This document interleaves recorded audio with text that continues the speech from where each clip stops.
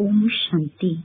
ಇಂದಿನ ಪರಮಾತ್ಮನ ಮಹಾವಾಕ್ಯ ಮುರುಳಿ ದಿನಾಂಕ 1-8-2025.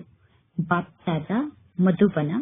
ಮಧುರ ಮಕ್ಕಳೇ, ಪರಮಾತ್ಮ ತಂದೆಗೆ ಮಕ್ಕಳಾದ ನೀವೇ ಪ್ರಿಯ ಆಗಿದ್ದೀರಾ. ಪರಮಾತ್ಮ ತಂದೆ ನಿಮ್ಮನ್ನು ಸುಧಾರಣೆ ಮಾಡುವುದಕ್ಕೋಸ್ಕರ ನಿಮಗೆ ಶ್ರೀಮತವನ್ನು ನೀಡುತ್ತಾರೆ. ಸದಾ ಈಶ್ವರನ ಮತದಂತೆ ನಡೆದು ಸ್ವಯಂ ಅನ್ನು ಪವಿತ್ರ ಮಾಡಿಕೊಳ್ಳಿ. ಇಂದಿನ ಪ್ರಶ್ನೆಯಾಗಿದೆ, ವಿಶ್ವದಲ್ಲಿ ಯಾವಾಗ ಶಾಂತಿ ಸ್ಥಾಪನೆ ಆಗುತ್ತದೆ ಮತ್ತು ಯಾವ ವಿಧಿಯಿಂದ ಶಾಂತಿ ಸ್ಥಾಪನೆ ಆಗುತ್ತದೆ? ಉತ್ತರ ನಿಮಗೆ ಗೊತ್ತಿದೆ. ಈ ಮಹಾಭಾರತ ಯುದ್ಧದ ನಂತರ ವಿಶ್ವದಲ್ಲಿ ಶಾಂತಿ ಸ್ಥಾಪನೆ ಆಗುತ್ತದೆ. ಆದರೆ ಈ ಮಹಾಭಾರತ ಯುದ್ಧಕ್ಕಿಂತ ಮೊದಲು ನೀವು ತಯಾರಾಗಬೇಕು. ನೀವು ಕರ್ಮಾತೀತ ಸ್ಥಿತಿಯನ್ನು ರೂಪಿಸಿಕೊಳ್ಳುವುದಕ್ಕೋಸ್ಕರ ಪರಿಶ್ರಮವನ್ನು ಪಡಬೇಕು. ಸೃಷ್ಟಿಯ ಆದಿ ಮಧ್ಯ ಅಂತ್ಯದ ಜ್ಞಾನವನ್ನು ಸ್ಮರಣೆ ಮಾಡಿ ಪರಮಾತ್ಮ ತಂದೆಯ ನೆನಪಿನ ಮೂಲಕ ಸಂಪೂರ್ಣ ಪಾವನರಾಗಬೇಕು. ಆಗ ಈ ಸೃಷ್ಟಿಯ ಪರಿವರ್ತನೆ ಆಗುತ್ತದೆ. ಇಂದಿನ ಗೀತೆಯಾಗಿದೆ, ಇಂದು ಅಂಧಕಾರದಲ್ಲಿದ್ದಾರೆ ಮಾನವರು. ಓಂ ಶಾಂತಿ. ಈ ಗೀತೆ ಭಕ್ತಿ ಮಾರ್ಗದಲ್ಲಿ ಗಾಯನವನ್ನು ಮಾಡಿರುವಂತಹ ಗೀತೆಯಾಗಿದೆ. ಎಲ್ಲರೂ ಹೇಳುತ್ತಾರೆ, ನಾವು ಅಂಧಕಾರದಲ್ಲಿ ಇದ್ದೇವೆ, ಈಗ ನಮಗೆ ಜ್ಞಾನದ 3ನೇ ನೇತ್ರವನ್ನು ನೀಡಿ ಎಂದು. ಜ್ಞಾನ ಬೇಕು ಎಂದು ಎಲ್ಲರೂ ಬೇಡುತ್ತಾರೆ. ಜ್ಞಾನದ ಸಾಗರನ ಮೂಲಕ ಜ್ಞಾನವನ್ನು ಬೇಡುತ್ತಾರೆ. ಇನ್ನು ಜ್ಞಾನದ ಸಾಗರ ತಂದೆ ನೀಡುವಂತಹ ಜ್ಞಾನವನ್ನು ಬಿಟ್ಟರೆ ಜಗತ್ತಿನಲ್ಲಿ ಇರುವಂತದ್ದು ಅಜ್ಞಾನ ಆಗಿದೆ. ಈ ಕಲಿಯುಗದಲ್ಲಿ ಎಲ್ಲರೂ ಅಜ್ಞಾನದ ಅಸುರಿ ನಿದ್ದೆಯಲ್ಲಿ ಮಲಗಿರುವಂತಹ ಕುಂಭಕರ್ಣರಾಗಿದ್ದಾರೆ ಎಂದು ಹೇಳಲಾಗುತ್ತದೆ. ಪರಮಾತ್ಮ ತಂದೆ ಎಷ್ಟು ಸಹಜ ರೂಪದಲ್ಲಿ ಜ್ಞಾನವನ್ನು ತಿಳಿಸುತ್ತಾರೆ. ಪರಮಾತ್ಮ ತಂದೆ ಸರಳ ರೂಪದಲ್ಲಿ ಜ್ಞಾನವನ್ನು ತಿಳಿಸುತ್ತಾರೆ. ಭಕ್ತಿ ಮಾರ್ಗದಲ್ಲಿ ಎಷ್ಟೊಂದು ವೇದ ಶಾಸ್ತ್ರ ಮುಂತಾದದ್ದನ್ನು ಓದುತ್ತಾರೆ. ಹಠಯೋಗವನ್ನು ಮಾಡುತ್ತಾರೆ. ಗುರುಗಳ ಬಳಿ ಹೋಗುತ್ತಾರೆ. ಈಗ ನೀವು ಆ ಎಲ್ಲಾ ಮಾತನ್ನು ಬಿಡಬೇಕು. ಏಕೆಂದರೆ ಭಕ್ತಿ ಮಾರ್ಗದಲ್ಲಿ ಯಾರೂ ನಮಗೆ ರಾಜಯೋಗವನ್ನು ಕಲಿಸಲು ಸಾಧ್ಯ ಇಲ್ಲ. ಪರಮಾತ್ಮ ತಂದೆ ರಾಜ್ಯ ಭಾಗ್ಯವನ್ನು ನೀಡುತ್ತಾರೆ. ಮನುಷ್ಯರಿಗೆ ರಾಜ್ಯ ಭಾಗ್ಯವನ್ನು ನೀಡಲು ಸಾಧ್ಯ ಇಲ್ಲ.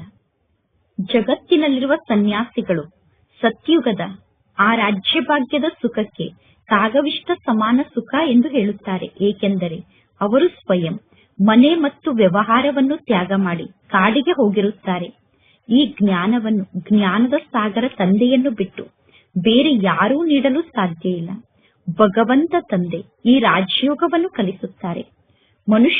ಮನುಷ್ಯರನ್ನು ಪಾವನರನ್ನಾಗಿ ಮಾಡಲು ಸಾಧ್ಯ ಇಲ್ಲ. ಪತಿತ ಪಾವನ ಒಬ್ಬ ಪರಮಾತ್ಮ ತಂದೆಯಾಗಿದ್ದಾರೆ. ಮನುಷ್ಯರು ಭಕ್ತಿ ಮಾರ್ಗದಲ್ಲಿ ಎಷ್ಟೊಂದು ಸಿಕ್ಕಿ ಹಾಕಿಕೊಂಡಿದ್ದಾರೆ. ಜನ್ಮ ಜನ್ಮಾಂತರದಿಂದ ಭಕ್ತಿಯನ್ನು ಮಾಡುತ್ತಾ ಬಂದಿದ್ದಾರೆ. ಗಂಗಾ ನದಿಯಲ್ಲಿ ಸ್ನಾನವನ್ನು ಮಾಡಲು ಹೋಗುತ್ತಾರೆ. ಕೇವಲ ಗಂಗಾ ನದಿಯಲ್ಲಷ್ಟೇ ಸ್ನಾನವನ್ನು ಮಾಡುತ್ತಾರೆ ಎಂದು ತಿಳಿದುಕೊಳ್ಳಬೇಡಿ. ಎಲ್ಲಿ ನೀರಿನ ಕೆರೆ ಮುಂತಾದದ್ದನ್ನು ನೋಡುತ್ತಾರೋ ಅದನ್ನೂ ಕೂಡ ಜನ ಪತಿತ ಪಾವನಿ ಎಂದು ತಿಳಿದುಕೊಳ್ಳುತ್ತಾರೆ. ಇಲ್ಲೂ ಕೂಡ ಗೌಮುಖ ಇದೆ. ಜರಿಯ ನೀರು ಆ ಗೌಮುಖದಿಂದ ಬರುತ್ತಿರುತ್ತದೆ. ಬಾವಿಯಲ್ಲಿ ನೀರು ಬರುತ್ತದೆ. ಬಾವಿಯ ನೀರಿಗೆ ಪತಿತ ಪಾವನಿ ಎಂದು ಕರೆಯುವುದಿಲ್ಲ. ಮನುಷ್ಯರು ತಿಳಿದುಕೊಂಡಿದ್ದಾರೆ ಇದು ಕೂಡ ತೀರ್ಥ ಸ್ಥಾನ ಆಗಿದೆ ಎಂದು. ಮನುಷ್ಯರು ಬಹಳಷ್ಟು ಭಾವನೆಯಿಂದ ಹೋಗಿ ಕೆರೆಯಲ್ಲಿ ನದಿಯಲ್ಲಿ ಸ್ನಾನವನ್ನು ಮಾಡುತ್ತಾರೆ. ಈಗ ಮಕ್ಕಳಾದ ನಿಮಗೆ ಈ ಜ್ಞಾನ ಪ್ರಾಪ್ತಿಯಾಗಿದೆ. ನದಿಯ ನೀರು ಪತಿತರನ್ನು ಪಾವನರನ್ನಾಗಿ ಮಾಡಲು ಸಾಧ್ಯ ಇಲ್ಲ ಎಂದು ನೀವು ಹೇಳುತ್ತೀರಾ. ಆದರೆ ಜಗತ್ತಿನ ಜನ ಆ ಮಾತನ್ನು ಒಪ್ಪಿಕೊಳ್ಳುವುದಿಲ್ಲ. ಏಕೆಂದರೆ ಜನರಿಗೆ ತಮ್ಮದೇ ಆದ ದೇಹದ ಅಹಂಕಾರ ಬಹಳಷ್ಟು ಇದೆ. ನಾನು ಎಷ್ಟೊಂದು ಶಾಸ್ತ್ರವನ್ನು ಓದಿದ್ದೇನೆ ಅನ್ನುವ ಅಹಂಕಾರ ಇರುತ್ತದೆ. ಪರಮಾತ್ಮ ತಂದೆ ತಿಳಿಸುತ್ತಾರೆ, ಇಲ್ಲಿ ಏನೆಲ್ಲವನ್ನು ಓದಿದ್ದೀರೋ ಅದೆಲ್ಲವನ್ನೂ ಮರೆತು ಬಿಡಿ.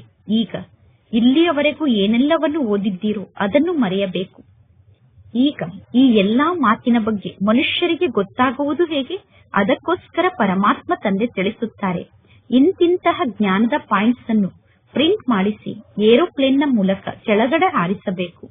ಹೇಗೆ ವರ್ತಮಾನ ಸಮಯದಲ್ಲಿ ಜಗತ್ತಿನ ಜನ ವಿಶ್ವದಲ್ಲಿ ಶಾಂತಿಯನ್ನು ಹೇಗೆ ಸ್ಥಾಪನೆ ಮಾಡುವುದು ಎಂದು ಹೇಳುತ್ತಾರೆ. ಯಾರಾದರೂ ವಿಶ್ವದಲ್ಲಿ ಹೇಗೆ ಶಾಂತಿಯನ್ನು ಸ್ಥಾಪನೆ ಮಾಡುವುದು ಎಂದು ಸಲಹೆಯನ್ನು ಕೊಟ್ಟರೆ ಅವರಿಗೆ ಬಹುಮಾನ ಸಿಗುತ್ತದೆ. ಈಗ ವಿಶ್ವದಲ್ಲಿ ಅವರು ಶಾಂತಿಯನ್ನು ಸ್ಥಾಪನೆ ಮಾಡಲು ಸಾಧ್ಯ ಇಲ್ಲ. ಶಾಂತಿ ಎಲ್ಲಿದೆ? ಅಸತ್ಯ ಬಹುಮಾನವನ್ನು ಎಲ್ಲರಿಗೂ ನೀಡುತ್ತಿರುತ್ತಾರೆ. ವಿಶ್ವದಲ್ಲಿ ಶಾಂತಿಯನ್ನು ಸ್ಥಾಪನೆ ಮಾಡಲು ಸಲಹೆಯನ್ನು ಸರಿಯಾಗಿ ನೀಡಿದ್ದಾರೆ ಎಂದು ಅಸತ್ಯ ಬಹುಮಾನವನ್ನು ನೀಡುತ್ತಿರುತ್ತಾರೆ. ಈಗ ನಿಮಗೆ ಗೊತ್ತಿದೆ, ಈ ಯುದ್ಧದ ನಂತರ ವಿಶ್ವದಲ್ಲಿ ಶಾಂತಿ ಸ್ಥಾಪನೆ ಆಗುತ್ತದೆ. ಯಾವ ಸಮಯದಲ್ಲಿ ಬೇಕಾದರೂ ಈ ಯುದ್ಧ ನಡೆಯಬಹುದು. ಯುದ್ಧಕ್ಕೋಸ್ಕರ ಅಷ್ಟೊಂದು ತಯಾರಿ ನಡೆಯುತ್ತಿದೆ. ಕೇವಲ ಮಕ್ಕಳಾದ ನೀವು ತಯಾರಾಗಲು ತಡ ಆಗುತ್ತಿದೆ. ಯಾವಾಗ ನೀವು ಕರ್ಮಾತೀತ ಸ್ಥಿತಿಯನ್ನು ರೂಪಿಸಿಕೊಳ್ಳುತ್ತೀರೋ ಆಗ ಯುದ್ಧ ಪ್ರಾರಂಭ ಆಗುತ್ತದೆ. ಈಗ ನೀವು ಕರ್ಮಾತೀತ ಸ್ಥಿತಿಯನ್ನು ರೂಪಿಸಿಕೊಳ್ಳಿ. ಕರ್ಮಾತೀತ ಸ್ಥಿತಿಯನ್ನು ರೂಪಿಸಿಕೊಳ್ಳುವ ಮಾತಿನಲ್ಲೇ ಪರಿಶ್ರಮ ಇದೆ.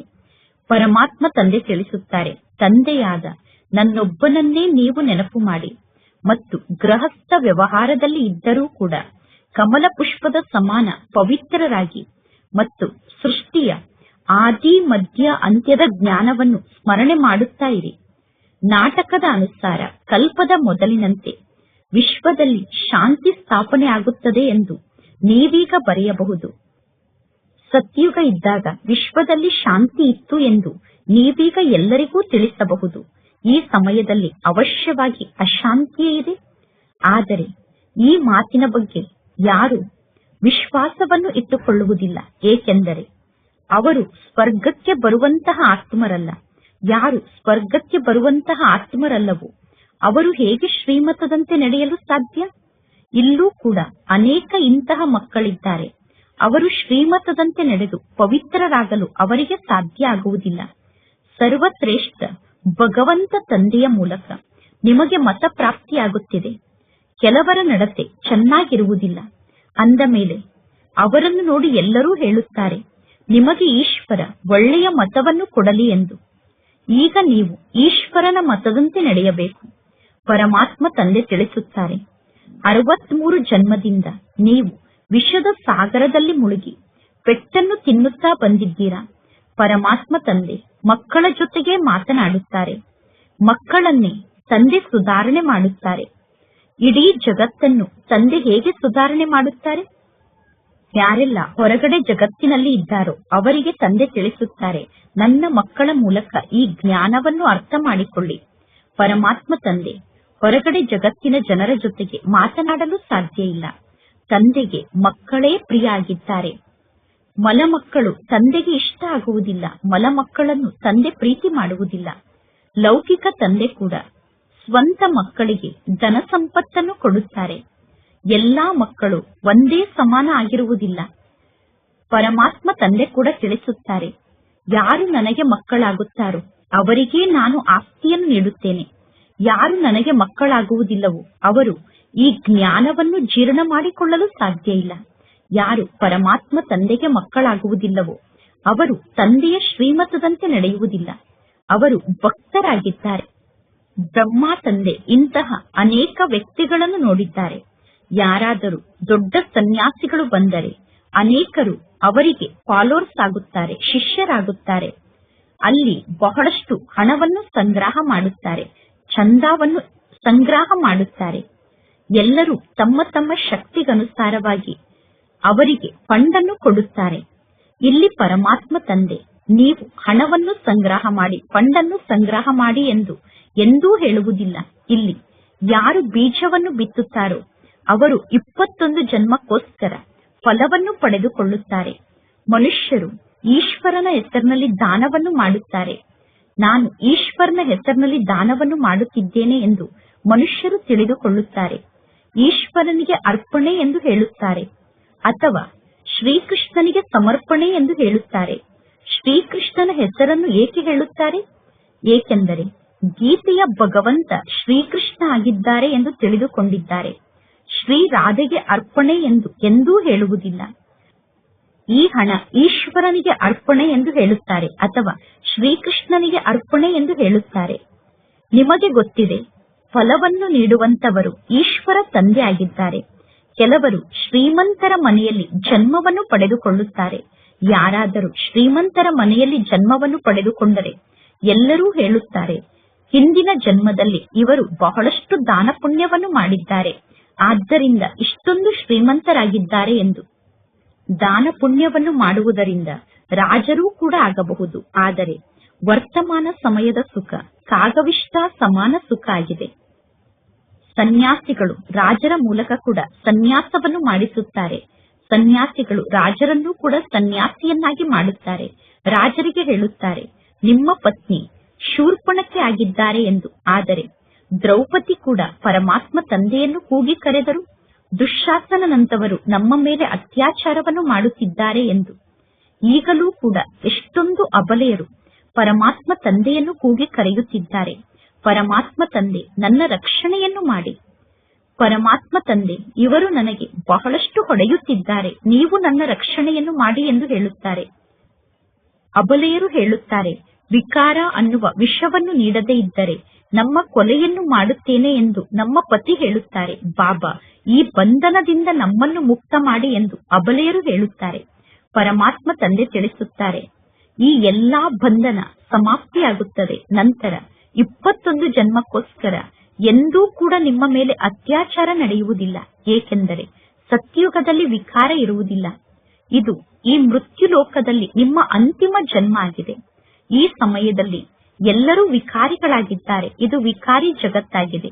ಇನ್ನು ಎರಡನೇ ಮಾತನ್ನು ಪರಮಾತ್ಮ ತಂದೆ ತಿಳಿಸುತ್ತಿದ್ದಾರೆ. ಈ ಸಮಯದಲ್ಲಿ ಮನುಷ್ಯರು ಎಷ್ಟೊಂದು ತಿಳುವಳಿಕೆಹೀನರಾಗಿದ್ದಾರೆ. ಯಾರಾದರೂ ಸತ್ತರೆ ಸತ್ತವರು ಸ್ವರ್ಗಕ್ಕೆ ಹೋದರು ಎಂದು ಹೇಳುತ್ತಾರೆ. ಆದರೆ ಈಗ ಸ್ವರ್ಗ ಎಲ್ಲಿದೆ? ಈಗ ಇದು ನರಕ ಆಗಿದೆ.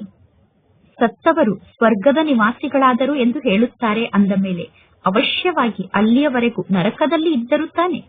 ನೀವು ಯಾರಿಗಾದರೂ ಡೈರೆಕ್ಟ್ ಆಗಿ ನೀವು ನರಕದ ನಿವಾಸಿಗಳು ಎಂದು ಹೇಳಿದರೆ ಅವರು ಕ್ರೋಧಕ್ಕೆ ವಶ ಆಗಿ ಸಿಟ್ಟನ್ನು ಮಾಡಿಕೊಳ್ಳುತ್ತಾರೆ.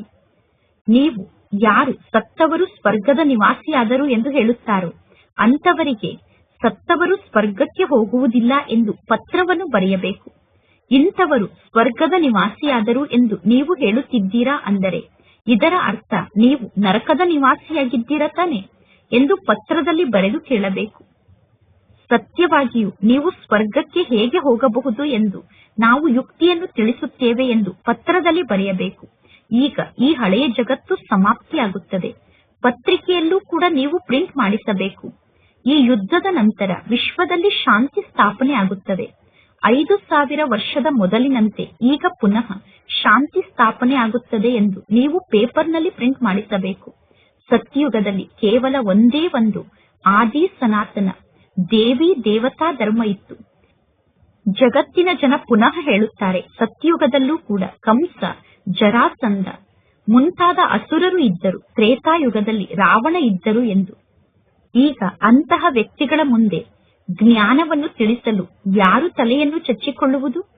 ಜ್ಞಾನ ಮತ್ತು ಭಕ್ತಿಯಲ್ಲಿ ಹಗಲು ರಾತ್ರಿಯಷ್ಟು ಅಂತರ ಇದೆ. ಜ್ಞಾನಕ್ಕೂ ಭಕ್ತಿಗೂ ಹಗಲು ರಾತ್ರಿಯಷ್ಟು ಅಂತರ ಇದೆ. ಎಷ್ಟೊಂದು ಸಹಜ ಮಾತನ್ನು ಕೂಡ ಬಹಳಷ್ಟು ಪರಿಶ್ರಮ ಪಟ್ಟು ಬುದ್ಧಿಯಲ್ಲಿ ಧಾರಣೆ ಮಾಡಿಸಬೇಕಾಗುತ್ತದೆ. ಇಷ್ಟು ಸಹಜ ಮಾತು ಕೂಡ ಬಹಳಷ್ಟು ಪರಿಶ್ರಮ ಪಟ್ಟಾಗ ಬುದ್ಧಿಯಲ್ಲಿ ಧಾರಣೆ ಆಗುತ್ತದೆ. ಅಂದ ಮೇಲೆ ಇಂತಿಂತಹ ಶ್ಲೋಗನನ್ನು ನೀವೀಗ ನಿರ್ಮಾಣ ಮಾಡಬೇಕು. ಈ ಯುದ್ಧದ ನಂತರ ವಿಶ್ವದಲ್ಲಿ ಶಾಂತಿ ಸ್ಥಾಪನೆ ಆಗುತ್ತದೆ. ನಾಟಕದ ಅನುಸಾರ ಯುದ್ಧದ ನಂತರ ಶಾಂತಿ ಸ್ಥಾಪನೆ ಆಗುತ್ತದೆ. ಪ್ರತಿ ಕಲ್ಪದಲ್ಲೂ ವಿಶ್ವದಲ್ಲಿ ಶಾಂತಿ ಸ್ಥಾಪನೆ ಆಗುತ್ತದೆ. ಪುನಃ ಕಲಿಯುಗದ ಅಂತ್ಯದಲ್ಲಿ ಅಶಾಂತಿ ಜಾಸ್ತಿ ಆಗುತ್ತದೆ. ಸತ್ಯಯುಗದಲ್ಲಿ ಶಾಂತಿ ಇರುತ್ತದೆ. ನೀವೀಗ ಎಲ್ಲರಿಗೂ ಪತ್ರದಲ್ಲಿ ಬರೆಯಬಹುದು, ಗೀತೆಯ ಭಗವಂತನನ್ನು ಮರೆತಿರುವ ಕಾರಣ ಭಾರತದ ಪರಿಸ್ಥಿತಿ ಈ ರೀತಿಯಾಗಿದೆ ಎಂದು. ಸಂಪೂರ್ಣ 84 ಜನ್ಮವನ್ನು ಪಡೆದುಕೊಳ್ಳುವಂತಹ ಶ್ರೀಕೃಷ್ಣನ ಹೆಸರನ್ನು ಗೀತೆಯಲ್ಲಿ ತೋರಿಸಿದ್ದಾರೆ. ಶ್ರೀನಾರಾಯಣನ ಹೆಸರನ್ನು ಗೀತೆಯಲ್ಲಿ ತೋರಿಸಿಲ್ಲ. ಅಂದ ಮೇಲೆ ಶ್ರೀನಾರಾಯಣ 84 ಜನ್ಮಕ್ಕಿಂತ ಕೆಲವು ದಿನ ಕಡಿಮೆ ಜನ್ಮವನ್ನು ಪಡೆದುಕೊಳ್ಳುತ್ತಾರೆ. 84 ಜನ್ಮದಲ್ಲಿ ನಾರಾಯಣನ ಜನ್ಮದಲ್ಲಿ ಕೆಲವು ದಿನ ಕಡಿಮೆ ಆಗುತ್ತದೆ. ಶ್ರೀಕೃಷ್ಣನ ಜನ್ಮ ಸಂಪೂರ್ಣ 84 ಜನ್ಮ ಆಗಿದೆ. ಅಂದರೆ ಶ್ರೀಕೃಷ್ಣ ಸಂಪೂರ್ಣ 84 ಜನ್ಮವನ್ನು ಪಡೆದುಕೊಳ್ಳುತ್ತಾರೆ. ಶಿವತಂದೆ ಈ ಸೃಷ್ಟಿಗೆ ಬಂದಿರುವುದೇ ಮಕ್ಕಳನ್ನು ವಜ್ರ ಸಮಾನ ಮಾಡುವುದಕ್ಕೋಸ್ಕರ. ವಜ್ರವನ್ನು ಅವಶ್ಯವಾಗಿ ಇಡುವುದಕ್ಕೋಸ್ಕರ ಚಿನ್ನದ ಬಾಕ್ಸೇ ಬೇಕು ತಾನೆ. ವಜ್ರವನ್ನು ಇಡುವುದಕ್ಕೋಸ್ಕರ ಚಿನ್ನದ ಪೆಟ್ಟಿಗೆ ಬೇಕು. ಪರಮಾತ್ಮ ತಂದೆ ಈ ಬ್ರಹ್ಮನ ತನುವಿನಲ್ಲಿ ಬಂದು ಪ್ರವೇಶವನ್ನು ಮಾಡುತ್ತಾರೆ. ಅಂದ ಮೇಲೆ ಈ ಬ್ರಹ್ಮ ತಂದೆಯನ್ನು ಹೇಗೆ ಚಿನ್ನದ ಸಮಾನ ಮಾಡುವುದು? ಅದಕ್ಕೋಸ್ಕರ ತಕ್ಷಣ ಈ ಬ್ರಹ್ಮ ತಂದೆಗೆ ಸಾಕ್ಷಾತ್ಕಾರವನ್ನು ಮಾಡಿಸಲಾಯಿತು. ನೀವು ಹೇಗೆ ವಿಶ್ವಕ್ಕೆ ಮಾಲೀಕರಾಗುತ್ತೀರಾ ಎಂದು. ಈಗ ನೀವು ಒಬ್ಬ ಪರಮಾತ್ಮ ತಂದೆಯನ್ನು ನೆನಪು ಮಾಡಿ ಮತ್ತು ಪವಿತ್ರರಾಗಿ. ಯಾವಾಗ ಬ್ರಹ್ಮ ತಂದೆಗೆ ತಂದೆಯನ್ನು ನೆನಪು ಮಾಡಿ ಮತ್ತು ಪವಿತ್ರ ಆಗಿ ಎಂದು ಪರಮಾತ್ಮ ತಂದೆ ತಿಳಿಸಿದರು, ಆಗ ಬ್ರಹ್ಮ ತಂದೆ ತಕ್ಷಣ ಪವಿತ್ರ ಆಗಲು ಪ್ರಾರಂಭ ಮಾಡಿದರು. ಪವಿತ್ರರಾಗದೇ ಇದ್ದರೆ ಜ್ಞಾನ ಬುದ್ಧಿಯಲ್ಲಿ ಧಾರಣೆ ಆಗುವುದಿಲ್ಲ. ಹುಲಿಯ ಹಾಲನ್ನು ಸಂಗ್ರಹ ಮಾಡುವುದಕ್ಕೋಸ್ಕರ ಚಿನ್ನದ ಪಾತ್ರೆ ಬೇಕು. ಈ ಜ್ಞಾನ ಪರಂಪಿತ ಪರಮಾತ್ಮ ತಂದೆಯ ಬಳಿ ಇದೆ. ಈ ಜ್ಞಾನವನ್ನು ಧಾರಣೆ ಮಾಡಿಕೊಳ್ಳುವುದಕ್ಕೋಸ್ಕರ ಬುದ್ಧಿ ಚಿನ್ನದ ಪಾತ್ರೆ ಆಗಬೇಕು. ಪವಿತ್ರತೆಯ ಗುಣವನ್ನು ಧಾರಣೆ ಮಾಡಿಕೊಳ್ಳಬೇಕು. ಆಗ ಜ್ಞಾನ ಧಾರಣೆ ಆಗಲು ಸಾಧ್ಯ. ಪವಿತ್ರತೆಯ ಪ್ರತಿಜ್ಞೆಯನ್ನು ಮಾಡಿ ಪುನಃ ಕೆಳಗಡೆ ಬಿದ್ದರೆ ಯೋಗದ ಯಾತ್ರೆ ಸಮಾಪ್ತಿಯಾಗುತ್ತದೆ. ಜ್ಞಾನ ಕೂಡ ಬುದ್ಧಿಯಿಂದ ಸಮಾಪ್ತಿಯಾಗುತ್ತದೆ. ನಾವು ವಿಕಾರಕ್ಕೆ ವಶ ಆದರೆ ಭಗವಾನ್ ವಾಚ್ ಕಾಮ ಮಹಾಶತ್ರು ಆಗಿದೆ ಎಂದು ನೀವು ಯಾರಿಗೂ ಹೇಳಲು ಸಾಧ್ಯ ಇಲ್ಲ. ನೀವು ಸ್ವಯಂ ವಿಕಾರಕ್ಕೆ ವಶ ಆಗಿ ಭಗವಾನ್ ವಾಚ್ ಕಾಮ ಮಹಾಶತ್ರು ಆಗಿದೆ ಎಂದು ಅನ್ಯರಿಗೆ ಹೇಳಿದರೆ ನಿಮ್ಮ ಜ್ಞಾನದ ಬಾಣ ಅವರಿಗೆ ನಾಟುವುದಿಲ್ಲ. ನಂತರ ಅವರು ಪುನಃ ಇವರು ತೋರಿಕೆಯ ಜ್ಞಾನಿಗಳಾಗಿದ್ದಾರೆ, ಅಂದರೆ ಕೇವಲ ಪಂಡಿತರಂತೆ ಜ್ಞಾನವನ್ನು ಹೇಳುತ್ತಿದ್ದಾರೆ ಎಂದು ತಿಳಿದುಕೊಳ್ಳುತ್ತಾರೆ. ಜ್ಞಾನವನ್ನು ತಿಳಿಸುವ ನಮ್ಮಲ್ಲಿ ಯಾವ ವಿಕಾರವೂ ಇರಬಾರದು. ಪ್ರತಿದಿನ ನೀವು ಚಾರ್ಟ್ ಅನ್ನು ಬರೆಯಬೇಕು. ಹೇಗೆ ಪರಮಾತ್ಮ ತಂದೆ ಸರ್ವಶಕ್ತಿವಂತ ಆಗಿದ್ದಾರೋ ಅದೇ ರೀತಿ ಮಾಯೆ ಕೂಡ ಸರ್ವಶಕ್ತಿವಂತ ಆಗಿದೆ. ಅರ್ಧ ಕಲ್ಪದವರೆಗೂ ಮಾಯೆಯ ರಾಜ್ಯ ನಡೆಯುತ್ತದೆ. ಈಗ ಮಾಯೆಯ ಮೇಲೆ ನಾವು ವಿಜಯಿಗಳಾಗಬೇಕು. ಪರಮಾತ್ಮ ತಂದೆಯನ್ನು ಬಿಟ್ಟು ಬೇರೆ ಯಾರು ಮಾಯೆಯ ಮೇಲೆ ನಮ್ಮನ್ನು ವಿಜಯನ್ನಾಗಿ ಮಾಡಲು ಸಾಧ್ಯ ಇಲ್ಲ. ನಾಟಕದ ಅನುಸಾರ ರಾವಣ ರಾಜ್ಯ ಬರಲೇಬೇಕು. ಭಾರತದಲ್ಲಿ ಸೋಲು ಮತ್ತು ಗೆಲುವಿನ ಆಟ ನಡೆಯುತ್ತದೆ. ಈ ಸೋಲು ಗೆಲುವಿನ ಆಟ ನಾಟಕದ ಅನುಸಾರ ಭಾರತದಲ್ಲೇ ನಿರ್ಮಾಣ ಆಗಿದೆ. ಪರಮಾತ್ಮ ತಂದೆ ಮಕ್ಕಳಾದ ನಿಮಗೆ ಈ ಎಲ್ಲಾ ಜ್ಞಾನದ ಮಾತನ್ನು ತಿಳಿಸುತ್ತಾರೆ. ಆದರೆ ಮುಖ್ಯ ಮಾತು ಅಂದರೆ ಪವಿತ್ರರಾಗುವ ಮಾತಾಗಿದೆ. ಪರಮಾತ್ಮ ತಂದೆ ತಿಳಿಸುತ್ತಾರೆ, ಪತಿತರನ್ನು ಪಾವನರನ್ನಾಗಿ ಮಾಡುವುದಕ್ಕೋಸ್ಕರ ನಾನು ಈ ಸೃಷ್ಟಿಗೆ ಬರುತ್ತೇನೆ. ಇನ್ನು ಶಾಸ್ತ್ರದಲ್ಲಿ ಕೌರವರಿಗೂ ಮತ್ತು ಪಾಂಡವರಿಗೂ ಯುದ್ಧ ಆಯಿತು ಎಂದು ತೋರಿಸುತ್ತಾರೆ. ಪಗಡೆಯ ಆಟವನ್ನು ಆಡಿದರು, ಅಂದರೆ ಜೂಜಾಟವನ್ನು ಆಡಿದರು ಎಂದು ತೋರಿಸುತ್ತಾರೆ. ಆದರೆ ಇಂತಹ ಮಾತು ಹೇಗೆ ನಡೆಯಲು ಸಾಧ್ಯ? ರಾಜಯುಗದ ಶಿಕ್ಷಣದಲ್ಲಿ ಈ ರೀತಿ ಆಟ ಇರುತ್ತದೆಯೇನು? ಯುದ್ಧದ ಮೈದಾನದಲ್ಲಿ ಗೀತಾ ಪಾಠಶಾಲೆ ಇರುತ್ತದೆಯೇನು? ಜನನ ಮರಣ ರಹಿತ ಆದಂತಹ ಶಿವ ತಂದೆಯಲ್ಲಿ ಸಂಪೂರ್ಣ 84 ಜನ್ಮವನ್ನು ಪಡೆದುಕೊಳ್ಳುವಂತಹ ಶ್ರೀಕೃಷ್ಣಯಲ್ಲಿ, ಶ್ರೀಕೃಷ್ಣನ ಅಂತಿಮ ಜನ್ಮದಲ್ಲಿ ಪರಮಾತ್ಮ ತಂದೆ ಬಂದು ಕೃಷ್ಣನ ತನುವಿನಲ್ಲಿ ಪ್ರವೇಶವನ್ನು ಮಾಡುತ್ತಾರೆ ಅನ್ನುವ ಮಾತು ಎಷ್ಟೊಂದು ಸ್ಪಷ್ಟವಾಗಿದೆ. ಗೃಹಸ್ಥ ವ್ಯವಹಾರದಲ್ಲಿ ಇದ್ದರೂ ಕೂಡ ಪವಿತ್ರರಾಗಿ ಇರಬೇಕು. ಸನ್ಯಾಸಿಗಳು ಹೇಳುತ್ತಾರೆ, ಪತಿ ಪತ್ನಿ ಒಟ್ಟಿಗೆ ಇದ್ದು ಪವಿತ್ರರಾಗಿರಲು ಸಾಧ್ಯ ಇಲ್ಲ. ನೀವು ಅವರಿಗೆ ತಿಳಿಸಬೇಕು, ನಿಮಗೆ ಯಾವ ಪ್ರಾಪ್ತಿಯೂ ಸಿಗುತ್ತಿಲ್ಲ. ಅಂದ ಮೇಲೆ ನೀವು ಹೇಗೆ ಪವಿತ್ರರಾಗಿರಲು ಸಾಧ್ಯ? ಇಲ್ಲಿ ನಮಗೆ ವಿಶ್ವದ ರಾಜ್ಯಭಾಗ್ಯ ಸಿಗುತ್ತದೆ. ಪರಮಾತ್ಮ ತಂದೆ ತಿಳಿಸುತ್ತಾರೆ, ನನಗೋಸ್ಕರ ಕುಲದ ಮರ್ಯಾದೆಯನ್ನು ಉಳಿಸಿ. ಪರಮಾತ್ಮ ಶಿವ ತಂದೆಯ ಕುಲದ ಮರ್ಯಾದೆಯನ್ನು ಉಳಿಸುವುದಕ್ಕೋಸ್ಕರ ನಾವು ಪವಿತ್ರರಾಗಿರಬೇಕು. ಶಿವ ತಂದೆ ತಿಳಿಸುತ್ತಾರೆ, ಈ ಬ್ರಹ್ಮ ತಂದೆಯ ಗಡ್ಡದ ಮರ್ಯಾದೆಯನ್ನು ಉಳಿಸಿ. ಈ ಒಂದು ಅಂತಿಮ ಜನ್ಮದಲ್ಲಿ ಪವಿತ್ರರಾಗಿ ಇರಿ. ಆಗ ನೀವು ಸ್ವರ್ಗಕ್ಕೆ ಮಾಲೀಕರಾಗುತ್ತೀರಾ. ಸ್ವಯಂಗೋಸ್ಕರ ನೀವು ಪರಿಶ್ರಮವನ್ನು ಪಡುತ್ತೀರಾ. ನಿಮ್ಮನ್ನು ಬಿಟ್ಟು ಬೇರೆ ಯಾರೂ ಸ್ವರ್ಗದಲ್ಲಿ ಬರಲು ಸಾಧ್ಯ ಇಲ್ಲ. ಈಗ ಇಲ್ಲಿ ನಿಮ್ಮ ರಾಜ್ಯಧಾನಿ ಸ್ಥಾಪನೆ ಆಗುತ್ತಿದೆ. ನಿಮ್ಮ ರಾಜ್ಯದಲ್ಲಿ ಎಲ್ಲಾ ಪ್ರಕಾರದ ಆತ್ಮರೂ ಬೇಕು. ಸತ್ಯುಗದಲ್ಲಿ ಮಂತ್ರಿಗಳು ಇರುವುದಿಲ್ಲ. ರಾಜರಿಗೆ ಮಂತ್ರಿಯ ಸಲಹೆಯ ಅವಶ್ಯಕತೆ ಸತ್ಯುಗದಲ್ಲಿ ಇರುವುದಿಲ್ಲ. ಪತಿತ ರಾಜರ ಬಳಿ ಒಬ್ಬ ಮಂತ್ರಿ ಇರುತ್ತಾರೆ. ಈ ಕಲಿಯುಗದಲ್ಲಿ ನೋಡಿ ಎಷ್ಟು ಜನ ಮಿನಿಸ್ಟರ್ಸ್ ಇದ್ದಾರೆ. ಆ ಮಿನಿಸ್ಟರ್ಸ್ ಪರಸ್ಪರ ಜಗಳವನ್ನು ಮಾಡುತ್ತಿರುತ್ತಾರೆ. ಪರಮಾತ್ಮ ತಂದೆ ತಿಳಿಸುತ್ತಾರೆ, ಈ ಎಲ್ಲಾ ಜಂಜಾಟದಿಂದ ನಾನು ನಿಮ್ಮನ್ನು ಮುಕ್ತ ಮಾಡುತ್ತೇನೆ. ಪುನಃ 3000 ವರ್ಷದವರೆಗೂ ಯಾವುದೇ ಪ್ರಕಾರದ ಯುದ್ಧ ನಡೆಯುವುದಿಲ್ಲ ಮತ್ತು ಯಾವುದೇ ಪ್ರಕಾರದ ಜೈಲ್ ಇರುವುದಿಲ್ಲ, ಕೋರ್ಟ್ ಇರುವುದಿಲ್ಲ. ಸತ್ಯುಗದಲ್ಲಿ ಅಪಾರ ಸುಖ ಇರುತ್ತದೆ.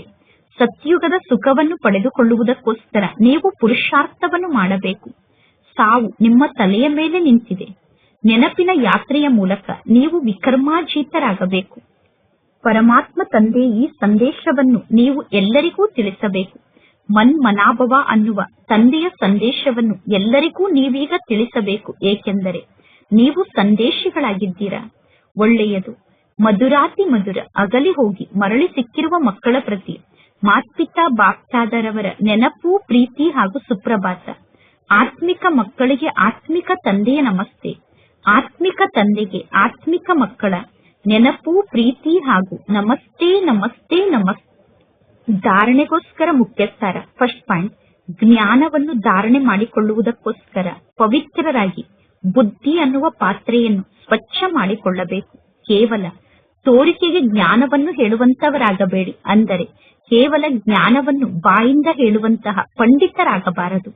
ಸೆಕೆಂಡ್ ಪಾಯಿಂಟ್, ಡೈರೆಕ್ಟ್ ಆಗಿ ಪರಮಾತ್ಮ ತಂದೆಯ ಸಮ್ಮುಖದಲ್ಲಿ ನಿಮ್ಮ ಸರ್ವಸ್ವವನ್ನು ಅರ್ಪಣೆ ಮಾಡಿ ಶ್ರೀಮತದಂತೆ ನಡೆದು 21 ಜನ್ಮಕ್ಕೋಸ್ಕರ ರಾಜ್ಯ ಪದವಿಯನ್ನು ಪಡೆದುಕೊಳ್ಳಬೇಕು. ಇಂದಿನ ವರದಾನ ಆಗಿದೆ. ಪ್ರತಿಯೊಂದು ಶಕ್ತಿಯನ್ನು ಕಾರ್ಯದಲ್ಲಿ ತೊಡಗಿಸಿ ಆ ಶಕ್ತಿಯನ್ನು ವೃದ್ಧಿ ಮಾಡಿಕೊಳ್ಳುವಂತಹ ಶ್ರೇಷ್ಠ ಧನವಂತರು ಅಥವಾ ತಿಳುವಳಿಕೆ ಉಳ್ಳವರಾಗಿ, ತಿಳುವಳಿಕೆ ಉಳ್ಳಂತಹ ಮಕ್ಕಳು ಪ್ರತಿಯೊಂದು ಶಕ್ತಿಯನ್ನು ಕಾರ್ಯದಲ್ಲಿ ತೊಡಗಿಸುವಂತಹ ವಿಧಿಯನ್ನು ಬಲ್ಲವರಾಗಿರುತ್ತಾರೆ. ಯಾರು ಎಷ್ಟು ಶಕ್ತಿಯನ್ನು ಕಾರ್ಯದಲ್ಲಿ ತೊಡಗಿಸುತ್ತಾರೋ ಅವರಲ್ಲಿರುವಂತಹ ಶಕ್ತಿ ಅಷ್ಟೇ ಜಾಸ್ತಿ ವೃದ್ಧಿಯಾಗುತ್ತದೆ.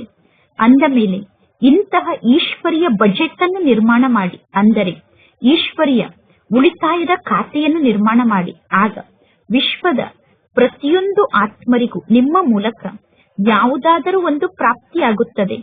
ಯಾವಾಗ ನೀವು ಈ ರೀತಿ ಉಳಿತಾಯವನ್ನು ಮಾಡುತ್ತೀರೋ ಆಗ ವಿಶ್ವದ ಪ್ರತಿಯೊಬ್ಬ ಆತ್ಮರು ನಿಮ್ಮ ಮೂಲಕ ಯಾವುದಾದರೂ ಒಂದು ಪ್ರಾಪ್ತಿಯನ್ನು ಪಡೆದುಕೊಂಡು ನಿಮ್ಮ ಗುಣಗಾಯನವನ್ನು ಮಾಡುತ್ತಾರೆ. ಎಲ್ಲರಿಗೂ ಯಾವುದಾದರೂ ಒಂದು ಪ್ರಾಪ್ತಿಯನ್ನು ನೀಡಲೇಬೇಕು. ಬಲೆ ಮುಕ್ತಿಯನ್ನು ನೀಡಿ ಅಥವಾ ಜೀವನ್ ಮುಕ್ತಿಯನ್ನು ನೀಡಿ ಈಶ್ವರಿಯ ಬಜೆಟ್ ಅನ್ನು ನಿರ್ಮಾಣ ಮಾಡಿ ಸರ್ವಶಕ್ತಿಯ ಉಳಿತಾಯವನ್ನು ಮಾಡಿ ಸರ್ವಶಕ್ತಿಯನ್ನು ಜಮಾ ಮಾಡಿಕೊಳ್ಳಿ ಮತ್ತು ಜಮಾ ಮಾಡಿಕೊಂಡಂತಹ ಶಕ್ತಿಯ ಮೂಲಕ ಸರ್ವ ಆತ್ಮರನ್ನು ಬಿಕಾರಿತನದಿಂದ ಮುಕ್ತ ಮಾಡಿ, ದುಃಖ ಶಾಂತಿಯಿಂದ ಮುಕ್ತ ಮಾಡಿ. ಇಂದಿನ ಸ್ಲೋಗನ್ ಆಗಿದೆ, ಶುದ್ಧ ಸಂಕಲ್ಪವನ್ನು ನಿಮ್ಮ ಜೀವನದ ಅಮೂಲ್ಯ ಖಜಾನೆಯನ್ನಾಗಿ ಮಾಡಿಕೊಳ್ಳಿ. ಆಗ ನೀವು ಸಂಪತ್ತಿನಿಂದ ಸಂಪನ್ನರಾಗುತ್ತೀರಾ. ಒಳ್ಳೆಯದು. ಮಾತೇಶ್ವರಿ ಅವರ ಅಮೂಲ್ಯ ಮಹಾವಾಕ್ಯ. ಈಗ ವಿಕರ್ಮವನ್ನು ಮಾಡುವಂತಹ ಕಾಂಪಿಟೇಷನ್ ಅನ್ನು ಮಾಡಬಾರದು. ಮೊಟ್ಟ ಮೊದಲು ನಾವು ಅವಶ್ಯವಾಗಿ ಈ ಗುರಿಯನ್ನು ಇಟ್ಟುಕೊಳ್ಳಬೇಕು. ಹೇಗಾದರೂ ಮಾಡಿ ನಾನು ನನ್ನಲ್ಲಿರುವಂತಹ ವಿಕಾರವನ್ನು ವಶದಲ್ಲಿ ಇಟ್ಟುಕೊಳ್ಳಬೇಕು ಅನ್ನುವ ಗುರಿಯನ್ನು ಇಟ್ಟುಕೊಳ್ಳಬೇಕು. ಆಗ ನೀವು ಈಶ್ವರಿಯ ಸುಖದ ಅನುಭವದಲ್ಲಿ ಸ್ಥಿತಾಗಲು ಸಾಧ್ಯ ಮತ್ತು ಈಶ್ವರಿಯ ಶಾಂತಿಯ ಅನುಭವದಲ್ಲಿ ಸ್ಥಿತಾಗಲು ಸಾಧ್ಯ. ನಮ್ಮ ಮುಖ್ಯ ಪುರುಷಾರ್ಥವೇ ಆಗಿದೆ ಸ್ವಯಂ ಶಾಂತಿಯಲ್ಲಿ ಇದ್ದು ಅನ್ಯರಿಗೆ ಶಾಂತಿಯ ಅನುಭವವನ್ನು ಮಾಡಿಸುವುದು. ಅದಕ್ಕೋಸ್ಕರ ಸಹನಾ ಶಕ್ತಿಯ ಅವಶ್ಯಕತೆ ಬಹಳಷ್ಟು ಇದೆ. ಅಂದ ಮೇಲೆ ಎಲ್ಲದಕ್ಕೂ ಆಧಾರ ನಮ್ಮ ಸ್ಥಿತಿಯಾಗಿದೆ. ಎಲ್ಲಾ ಮಾತು ನಮ್ಮ ಮೇಲೆ ಆಧಾರಿತ ಆಗಿದೆ. ಯಾರಾದರೂ ಏನನ್ನಾದರೂ ಹೇಳಿದ ತಕ್ಷಣ ನಾವು ಅಶಾಂತ ಆಗಬಾರದು. ಜ್ಞಾನದ ಮೊದಲನೇ ಗುಣ ಸಹನಾ ಶಕ್ತಿಯನ್ನು ಧಾರಣೆ ಮಾಡಿಕೊಳ್ಳುವುದಾಗಿದೆ. ನೋಡಿ, ಅಜ್ಞಾನ ಕಾಲದಲ್ಲೂ ಕೂಡ ಹೇಳುತ್ತಾರೆ, ಬಲೆ ಯಾರು ಎಷ್ಟು ಬೇಕಾದರೂ ಬೈಯಬಹುದು, ನಿಂದನೆಯನ್ನು ಮಾಡಬಹುದು. ಆದರೆ ಆ ನಿಂದನೆ ಅಥವಾ ಬೈಯುವ ಮಾತು ನನಗೆ ಎಲ್ಲಿ ಬಂದು ಅಂಟಿತು, ನನಗೆ ಎಲ್ಲಿ ಬಂದು ತಾಕಿತು ಎಂದು ಅಜ್ಞಾನಿಗಳು ಕೂಡ ವಿಚಾರ ಮಾಡುತ್ತಾರೆ. ಬಲೆ ಯಾರಾದರೂ ನಿಂದನೆಯನ್ನು ಮಾಡಿದರೆ, ಬೈದರೆ, ನೀವು ಸ್ವಯಂ ಅಶಾಂತಿಗೆ ವಶ ಆದರೆ ಅವರ ಜೊತೆಗೆ ನಿಮ್ಮ ಲೆಕ್ಕಾಚಾರವನ್ನು ನೀವು ರೂಪಿಸಿಕೊಂಡಂತೆ. ಆದರೆ ನಾವೀಗ ಅಶಾಂತಿಗೆ ವಶ ಆಗಬಾರದು. ಒಂದು ವೇಳೆ ಅಶಾಂತಿಗೆ ವಶ ಆಗಿ ನಮಗೆ ನಿಂದನೆಯನ್ನು ಮಾಡಿದಂತವರಿಗೆ ನಾವು ಏನನ್ನಾದರೂ ಹೇಳಿದರೆ ನಮ್ಮ ಮೂಲಕ ಕೂಡ ವಿಕರ್ಮ ಆದಂತೆ. ಅಂದ ಮೇಲೆ ವಿಕರ್ಮವನ್ನು ಮಾಡುವಂತಹ ಕಾಂಪಿಟೇಷನ್ ಅನ್ನು ಮಾಡಬೇಡಿ. ಸ್ವಯಂನ ವಿಕರ್ಮವನ್ನು ನಾವೀಗ ಭಸ್ಮ ಮಾಡಿಕೊಳ್ಳಬೇಕು. ವಿಕರ್ಮವನ್ನು ಮಾಡಬಾರದು. ಈ ರೀತಿ ಅನೇಕ ಜನ್ಮದಿಂದ ವಿಕರ್ಮವನ್ನು ಮಾಡುತ್ತಾ ಬಂದಿದ್ದೀರಾ ಮತ್ತು ದುಃಖದ ಅನುಭವವನ್ನು ಮಾಡುತ್ತಾ ಬಂದಿದ್ದೀರಾ. ಈಗ ಈ ಪಂಚ ವಿಕಾರವನ್ನು ಗೆಲ್ಲುವಂತಹ ಜ್ಞಾನ ನಿಮಗೆ ಪ್ರಾಪ್ತಿಯಾಗಿದೆ. ವಿಕಾರದ ಪ್ರಭಾವ ಬಹಳಷ್ಟು ಜಾಸ್ತಿ ಆಗುತ್ತದೆ. ವಿಕಾರ ಬಹಳಷ್ಟು ವಿಸ್ತಾರವಾಗಿದೆ. ಸೂಕ್ಷ್ಮ ರೂಪದಲ್ಲಿ ವಿಕಾರ ನಿಮ್ಮ ಬಳಿ ಬರುತ್ತದೆ. ಯಾವಾಗ ಈರ್ಷ್ಯೆ ಅನ್ನುವ ವಿಕಾರಕ್ಕೆ ವಶ ಆಗುತ್ತೀರೋ ಆಗ ನೀವು ವಿಚಾರವನ್ನು ಮಾಡುತ್ತೀರಾ, ಇವರು ಈ ರೀತಿ ಮಾಡಿದ್ದಾರೆ ಅಂದ ಮೇಲೆ ನಾನೇಕೆ ಈ ರೀತಿ ಮಾಡಬಾರದು ಎಂದು. ಇದು ಬಹಳ ದೊಡ್ಡ ತಪ್ಪಾಗಿದೆ. ನಾವೀಗ ತಪ್ಪನ್ನು ಮಾಡದೇ ಇರುವಂತವರಾಗಬೇಕು. ಒಂದು ವೇಳೆ ಯಾರಾದರೂ ಏನನ್ನಾದರೂ ಹೇಳಿದರೆ, ಇವರು ನನ್ನ ಪರೀಕ್ಷೆಯನ್ನು ಮಾಡುತ್ತಿದ್ದಾರೆ, ಈ ರೀತಿ ನನ್ನ ಪರೀಕ್ಷೆ ನಡೆಯುತ್ತಿದೆ ಎಂದು ತಿಳಿದುಕೊಳ್ಳಬೇಕು. ಎಷ್ಟು ನನ್ನ ಆಂತರ್ಯದಲ್ಲಿ ಸಹನಾ ಶಕ್ತಿ ಇದೆ ಎಂದು ನನಗೆ ಪರೀಕ್ಷೆ ನಡೆಯುತ್ತಿದೆ ಎಂದು ತಿಳಿದುಕೊಳ್ಳಬೇಕು. ಒಂದು ವೇಳೆ ನಾನು ಬಹಳಷ್ಟು ಸಹನೆಯನ್ನು ಮಾಡಿಕೊಂಡಿದ್ದೇನೆ ಎಂದು ಯಾರಾದರೂ ಹೇಳಿದರೆ, ಒಮ್ಮೆ ಆವೇಶಕ್ಕೊಳಗಾದರೂ ಕೂಡ ಕೊನೆಗೂ ನೀವು ಫೇಲ್ ಆದಂತೆ. ಅಂದರೆ ಸ್ವಯಂನ ಸ್ಥಿತಿಯನ್ನು ನೀವು ಸ್ವಯಂ ಕೆಡಿಸಿಕೊಳ್ಳುತ್ತೀರಾ. ಈಗ ನಾವು ಸ್ಥಿತಿಯನ್ನು ರೂಪಿಸಿಕೊಳ್ಳಬೇಕು, ಸ್ಥಿತಿಯನ್ನು ಕೆಡಿಸಿಕೊಳ್ಳಬಾರದು. ಅದಕ್ಕೋಸ್ಕರ ಚೆನ್ನಾಗಿ ಪುರುಷಾರ್ಥವನ್ನು ಮಾಡಿ ಅನೇಕ ಜನ್ಮಗಳಿಗೋಸ್ಕರ ಶ್ರೇಷ್ಠ ಪದವಿಯನ್ನು ರೂಪಿಸಿಕೊಳ್ಳಬೇಕು. ಇನ್ನು ಯಾರು ವಿಕಾರಕ್ಕೆ ವಶ ಆಗಿದ್ದಾರೋ ಅವರಲ್ಲಿ ಭೂತ ಪ್ರವೇಶವನ್ನು ಮಾಡಿದೆ. ಭೂತದ ಭಾಷೆ ಹೇಗಿರುತ್ತದೆ? ಭೂತದ ಮುಖದಿಂದ ಅಂಥದ್ದೇ ಭಾಷೆ ಬರುತ್ತದೆ ತಾನೆ. ಯಾರು ದೈವಿ ಆತ್ಮರಾಗಿದ್ದಾರೋ ಅವರ ಬಾಯಿಂದ ದೈವಿ ಭಾಷೆಯೇ ಬರುತ್ತದೆ. ಅಂದ ಮೇಲೆ ಸ್ವಯಂವನ್ನು ದೇವಿಯನ್ನಾಗಿ ಮಾಡಿಕೊಳ್ಳಬೇಕು, ಸ್ವಯಂವನ್ನು ಅಸುರರನ್ನಾಗಿ ಮಾಡಿಕೊಳ್ಳಬಾರದು. ಒಳ್ಳೆಯದು. ಓಂ ಶಾಂತಿ. ಇಂದಿನ ಅವ್ಯಕ್ತ ಸೂಚನೆಯಾಗಿದೆ. ಸಹಜ ಯೋಗಿಗಳಾಗಬೇಕು ಅಂದರೆ ಪರಮಾತ್ಮನ ಪ್ರೀತಿಯ ಅನುಭವವನ್ನು ಮಾಡಿ, ಪರಮಾತ್ಮನ ಪ್ರೀತಿಯ ಅನುಭವವನ್ನು ಮಾಡಿ. ಆಗ ಆ ಅನುಭವದ ಮೂಲಕ ಸಹಜ ಯೋಗಿಗಳಾಗಿ ಹಾರುತ್ತಿರುತ್ತೀರಾ. ಪರಮಾತ್ಮನ ಪ್ರೀತಿ ಹಾರಿಸುವುದಕ್ಕೋಸ್ಕರ ಸಾಧನ ಆಗಿದೆ. ಹಾರುವಂತವರು ಎಂದೂ ಕೂಡ ಭೂಮಿಯ ಆಕರ್ಷಣೆಗೆ ವಶ ಆಗಲು ಸಾಧ್ಯ ಇಲ್ಲ.